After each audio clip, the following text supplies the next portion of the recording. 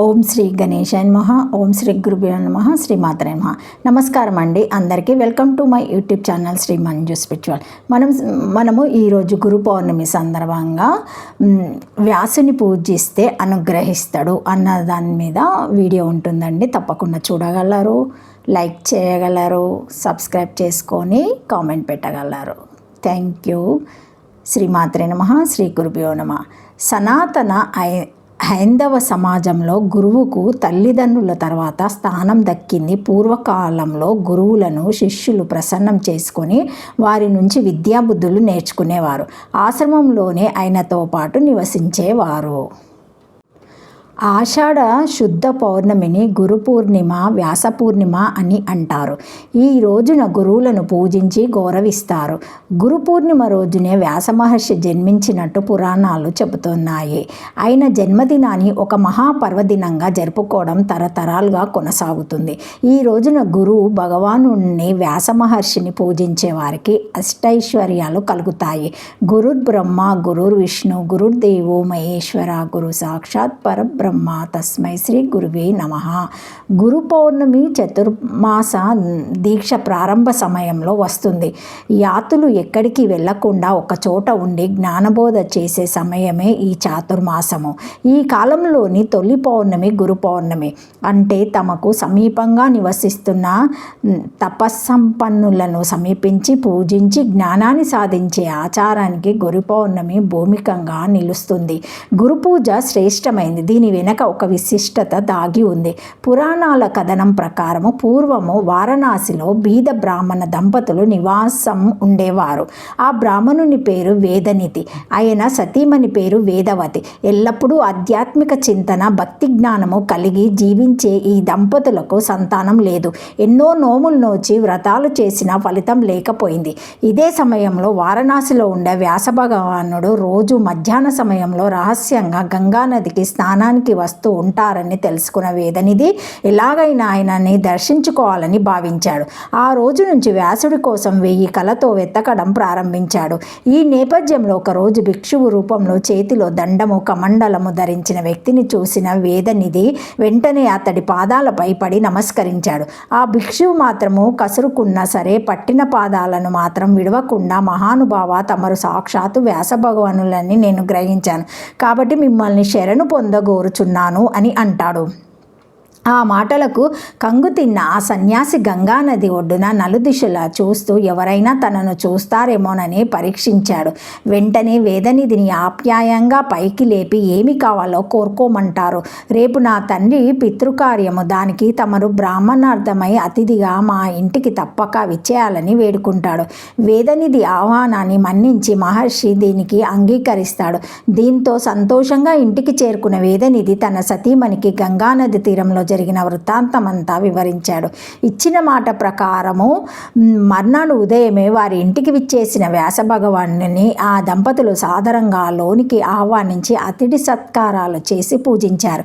అనంతరము దేవతార్చనకు తులసి దళాలు, పువ్వులను సిద్ధం చేసి శ్రాద్ధ విధులను విధి విధానంగా నిర్వహించి అనంతరము వ్యాస భగవానునికి సాష్టాంగ నమస్కారం చేశారు. వారి ఆతిథ్యానికి సంతుష్టుడైన ఆయన వారికి ఏం వరం కావాలో కోరుకోమన్నారు. స్వామి ఎన్ని నోములు వ్రతాలు చేసినా సంతాన భాగ్యం మాత్రం లేదని ఆ వరాన్ని ప్రసాదించాలని వేడుకున్నారు. వారు కోరుకున్న వరాన్ని అనుగ్రహించిన మహర్షి త్వరలోనే తేజోవంతులు, ఐశ్వర్యవంతులైన 10 మంది పుత్రులు జన్మిస్తారని ఆశీర్వదించాడు. వ్యాసుడి అనుగ్రహంతో వేదనిధి, వేదవతి సంతాన యోగము లభించినది.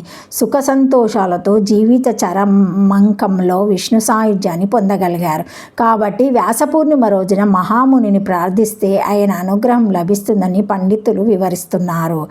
గురుర్ బ్రహ్మ, గురుర్ విష్ణు, గురుదేవో మహేశ్వర, గురురేవ పరబ్రహ్మ, తస్మై శ్రీ గురువే నమః.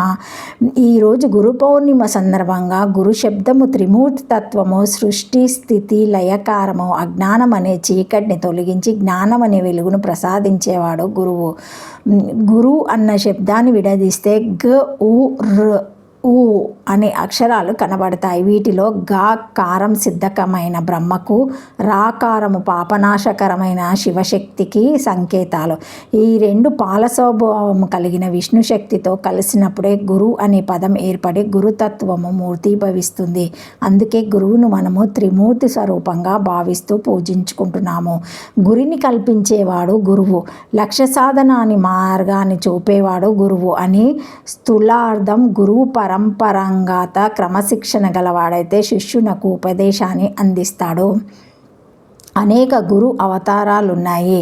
అందులో పరిపూర్ణమైనది శ్రీ గురుదత్త అవతారము. జగద్గురు అయిన తాను కూడా ప్రకృతి నుండి గురువులను గ్రహించాడని అన్న దత్తగురువు చెప్పాడు. శ్రీకృష్ణ పరమాత్మ ఆవిర్భవించిన యాదవ వంశానికి మూలపురుషుడైన యాదవు అనే మహారాజునకు ఒకప్పుడు శ్రీ అవధూత దత్తస్వామి దర్శనం లభించింది. వారిలో చీకూచింత లేని స్థితిని చూసిన యదురాజు స్వామి అంతర్గతంగా ఏ ధర్మాన్ని ఆశ్రయించి ఉండడం వలన మీకు ఈ స్థితి లభించింది, దయతో నాకు ఉపదేశించండి అని అభ్యర్థించాడు. అతని మాటల్లో ఉన్న ఆర్తిని వినయాన్ని చూచిన శ్రీ అవధూత ఇలా సమాధానం ఇచ్చాడు.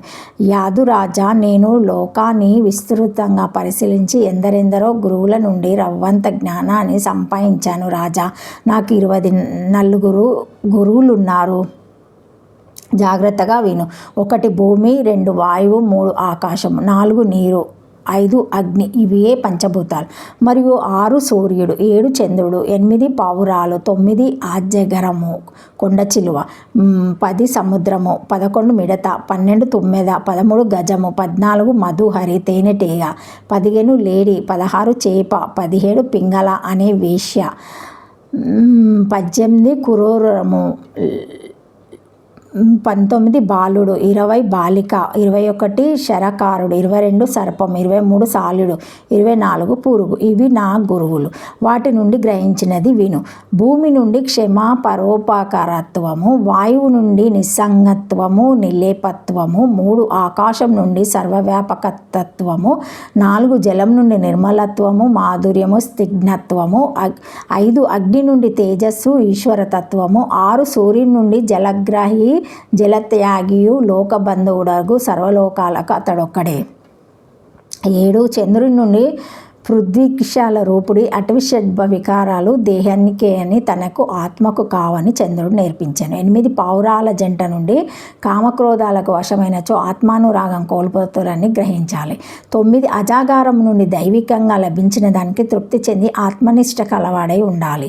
10 సముద్రం నుండి తనలో దేని ఉంచుకోదు, అపవిత్రమైనది కల్మషమైనది అనగా ఆడియోగతత్వం కలది, కామాని వికారాన్ని కూడా తనలో చేరనీయవద్దు, తన మనోభావాల్ని బయటకు పొక్కని. ఇక ఆచార్యులు గురువులు జ్ఞానంతో పాటు సదానుష్ఠానాన్ని కలిగి ఉండాలి. అటువంటి ఆచార్యులకు చక్రవర్తి అయినప్పటికీ తలొంచవలసిందే. ఆ రోజుల్లో గురువులకి క్రింది లక్షణాలు ఉండేవి. శిష్యవాత్సర్యము, బ్రహ్మనిష్ట, వేదశాస్త్రముల సంపూర్ణ పరిజ్ఞానము, బోధనా కౌశలము, మనస్తత్వాన్ని తెలుసుకునే లక్షణము, అందరి పట్ల సమభావాన్ని కలిగి ఉండడము. అయితే ప్రస్తుత గురువులలో చాలామంది చెవిలో మంత్రం చేతిలో ధనం అన్నట్లుగా ఉంటున్నారు. ఇది భవిష్యత్ తరాలకు మంచిది కాదు. శిష్యులు కూడా గురువుల పట్ల భక్తి ప్రపత్తులతో మెలగాలి. అప్పుడే మన జీవితానికైనా జ్ఞానార్జన లభిస్తుంది. శుభం భూయత్. ఓం శాంతి శాంతి శాంతి. శ్రీమాత్రే నమః. ఓం నమః శివాయ. Thank you for watching my video. Please like, share, comment, subscribe to my channel. మరిన్ని వీడియోస్తో మళ్ళీ కలుస్తానండి. ఈ వీడియో కనుక మొదటిసారి ఎవరైనా చూసి ఉంటే తప్పకుండా లైక్ చేసి సబ్స్క్రైబ్ చేసుకోండి. ఓం నమః శివాయ. ఓం నమః శివాయ. శ్రీమాత్రే నమః. Thank you.